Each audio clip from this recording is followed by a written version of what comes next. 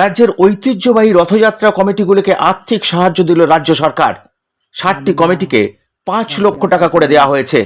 ISKCON, Bharat Sevashram সহ 60টি কমিটিকে এই অর্থ তুলে দেন মুখ্যমন্ত্রী শুভেন্দু অধিকারী।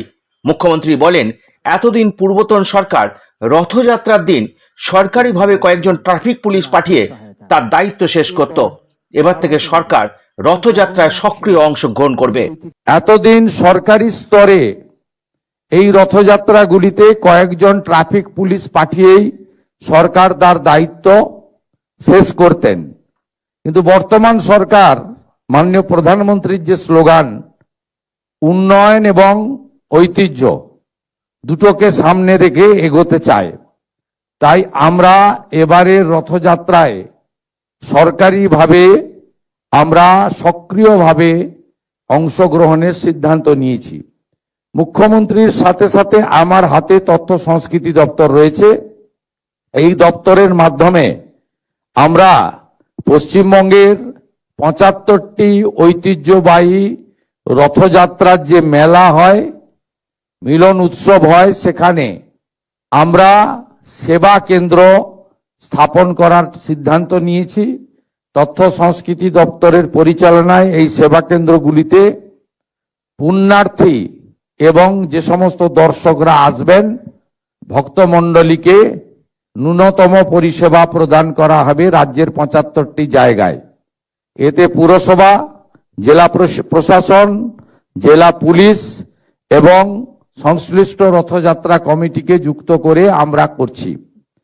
আমরা যে সমস্ত রথযাত্রাগুলি দশকের পর দশক ধরে হয়, প্রাথমিকভাবে এমন প্রায় 60টি রথযাত্রা কমিটিকে আমরা 5 লক্ষ টাকা করে সরকারি সহায়তা আজকে প্রদান করব।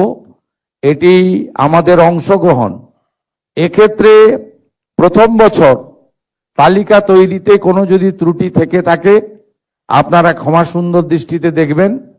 আগামী দিনে তথ্য আপনারা যদি তথ্য সংস্কৃতি দপ্তরের আধিকারিক তথা জেলা শাসকদেরকে জানান, আগামী দিনে আমরা ত্রুটিপূর্ণ তালিকা তৈরি করার চেষ্টা করব। কিন্তু এটি একটি শুরু, এটা অনেক দূর যাবে। আজকে যে বৃক্ষটি রোপিত হলো রথযাত্রাকে কেন্দ্র করে, আগামী দিনে সেটা ময়ূরীয় পরিণত হবে। এটাকে একটি ঐতিহ্য এবং উৎসবে আমরা পরিণত করার চেষ্টা করব ধীরে ধীরে। আপনাদের আমি যে সমস্ত ঐতিহ্যবাহী রথযাত্রা কমিটি আজকে সরকারের এই সামান্য যোগদানে কিছুটা উপকৃত হলেন, তাদেরকে আমি বলবো যে পুরনো ঐতিহ্যবাহী রথগুলো রক্ষণাবেক্ষণ সংস্কারের প্রয়োজন রয়েছে। সেই কাজে আপনারা এই সামান্য অর্থ ব্যয় করবেন, এটা আমি আশা করব। অনেক জায়গায় বিশেষ করে কাঠের নির্মিত রথগুলিতে সংরক্ষণের প্রয়োজন রয়েছে। আমি দুটি একটি জায়গা থেকে খবর পাই, অতএব সেটাতে আপনারা করবেন। ভবিষ্যতেও সরকার এই ক্ষেত্রে তার হস্ত প্রসারিত করবে। এবারের বাজেটে আমরা তীর্থক্ষেত্র সার্কিট নামে একটি ব্যবস্থা রেখেছি। আমাদের ঐতিহ্যশালী মঠ মন্দির ইত্যাদি সংস্কার এবং মুর্শিদাবাদের কিরিটেশ্বরী সহ অনেকগুলি প্রাচীন মন্দির যার পুরনো ঐতিহ্য এবং ইতিহাস রয়েছে, তাদের পুনর্সংস্কার এবং হেরিটেজের আওতায় আনার ক্ষেত্রে আমরা উদ্যোগ গ্রহণ করেছি। এক্ষেত্রেও আগামী দিনে পশ্চিমবঙ্গে এই তীর্থক্ষেত্র সার্কিটের ক্ষেত্রে গুরুত্বপূর্ণ কাজ হবে আগামী 2 বছর ধরে। এর জন্য প্রাথমিকভাবে এই বর্ষে 1000 কোটি টাকা আমরা ধর্মীয় স্থানগুলিকে রক্ষণাবেক্ষণ, সংরক্ষণ, উন্নতি করার জন্য 1000 কোটি টাকা আমরা বরাদ্দ করেছি। আমরা ভারত সেবাশ্রম সংঘের হসপিটালগুলিকে আয়ুষ্মান ভারতের এনলিস্টের মধ্যে অন্তর্ভুক্ত করেছি। আমরা রামকৃষ্ণ মঠ ও মিশন পরিচালিত বিভিন্ন বিদ্যালয়, বিশ্ববিদ্যালয়, কৃষি বিদ্যালয়, তাদের যে কিছু প্রস্তাব ছিল সেই প্রস্তাব আমরা গ্রহণ করেছি। স্বামী বিবেকানন্দের যে জন্মস্থান সিমলা, সেখানেও আমরা একটি 5 কোটি টাকা কর্পাস ফান্ড তাদেরকে দেওয়ার সিদ্ধান্ত নিয়েছি।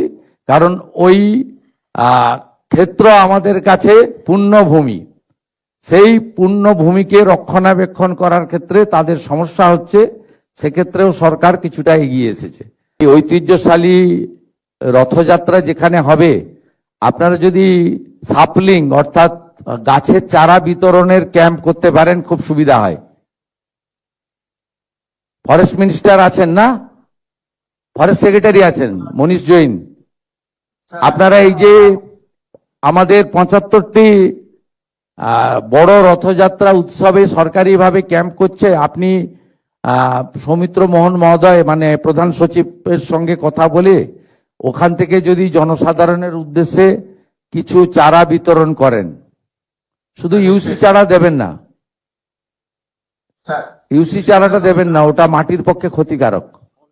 ফল গাছের চারা বিতরণে উৎসাহিত করুন এবং সমুদ্র তীরবর্তী এলাকার মেলাগুলিতে নারকেল গাছের চারা বেশি করে বিতরণ করুন, যেখানে বেশি বজ্রপাত হয়।